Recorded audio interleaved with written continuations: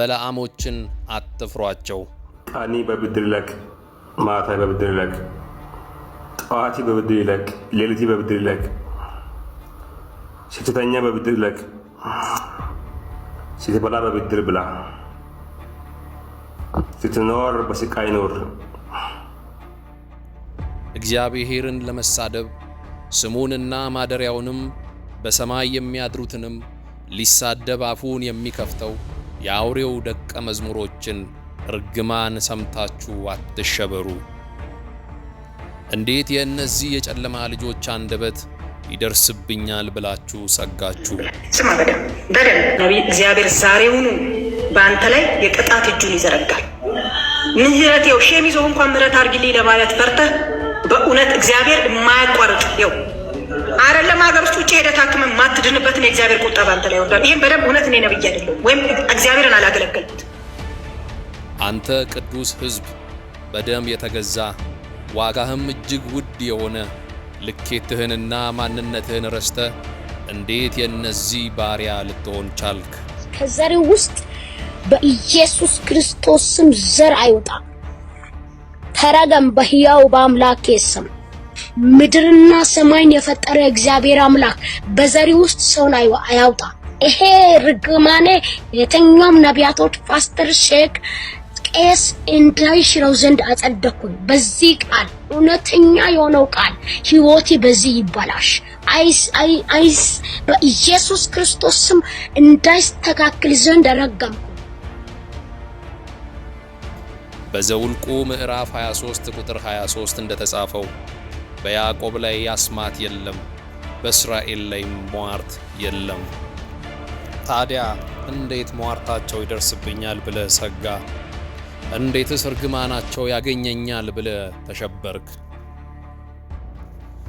እነዚህ እኮ በማቴዎስ ወንጌል ምዕራፍ 7 ቁጥር 15 የበግ ለምድ ለብሰው ከሚመጡባችሁ በውስጣቸው ግን ነጣቂዎች ተኩላዎች ከሆኑ ከሐሰተኞች ተጠንቀቁ ተብሎ የተጻፈላቸው ናቸው። አያችሁ ንቆ በኢየሱስ ወደ ገሃነም እሳት ግባ። ከፈለክ ገሃነም እሳት ግባ፣ ከፈለክ ንስሐ ገብተህ ተመለስ። ካልፈለክ ግን ኩላሊት ይመታ፣ ጀርባ ይመታ፣ በኢየሱስ ስም አናት ይመታ፣ በኢየሱስ ስም አናት ይበሳ፣ በኢየሱስ ስም ጭንቅላት ይበሳ፣ በኢየሱስ ስም እቅድና ፋይናንስ፣ ኢኮኖሚ፣ ኃይል፣ እውቀት ባዶ ይሁን በኢየሱስ ስም መጣሁት። እንዲህ አለኝ ጌታ። አውቃለሁ ይላል ግን ደንቆሮ ነው አለኝ። በዚህ ዘመን በጣም ብዙ ሰዎች በእነዚህ ነጣቂ ተኩላዎች የፍርሃት ቆፈድ ውስጥ ተሸብበው መውደቁ በጣም የሚያሳዝንና ልብ የሚሰብር ነው።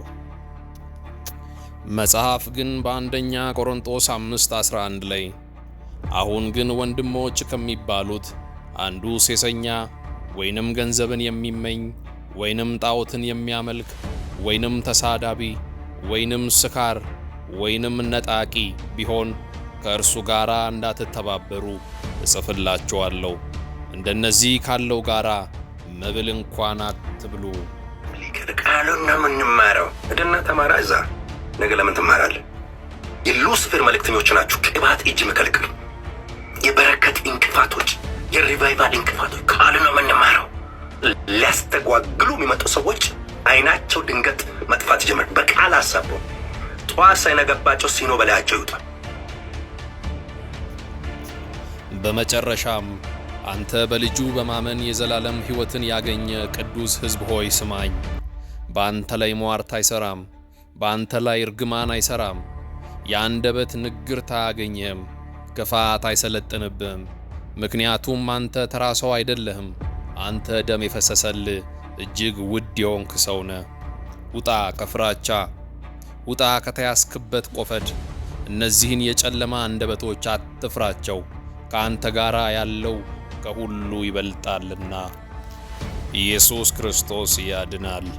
አንድ ሰው ሞቶ ምላሱ ሲቆረጣየው፣ ይሄ ደግሞ የሚሆነው በኢትዮጵያ ምድር ነቢያቶችን መሳደብን ስራ ያደረገውን አንድ ሰው የነቢያቶች አገልግሎት በየከተማው በየቋንቋው እንዲሰደብ በክፋት እንዲወራ አስገደሉ ገደሉ እንዲባል በውስጥ መስመርም በውጭም በሚዲያም በመድረክም በመንገድም የብዙ አገልጋዮችን አገልግሎት አበላሽተው በመናገር እውቅና ያገኘውን አንድ ሰው የማይታወቅ አካል የማይታወቅ ቡድን ገሎ ምላሱን ቆርጦ ጥሎ ሲሄዱ አየው። ከመንግስት ጀምሮ እስከ ህዝብ እንዲያውቁ እግዚአብሔር ተናገር ብሎኛል።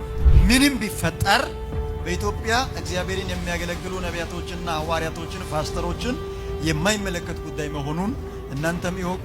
በዚህ ሚዲያም የሚከተሉ የእግዚአብሔር ህዝብም ይስማ። ነቢያቶች ላይ ደም የለም።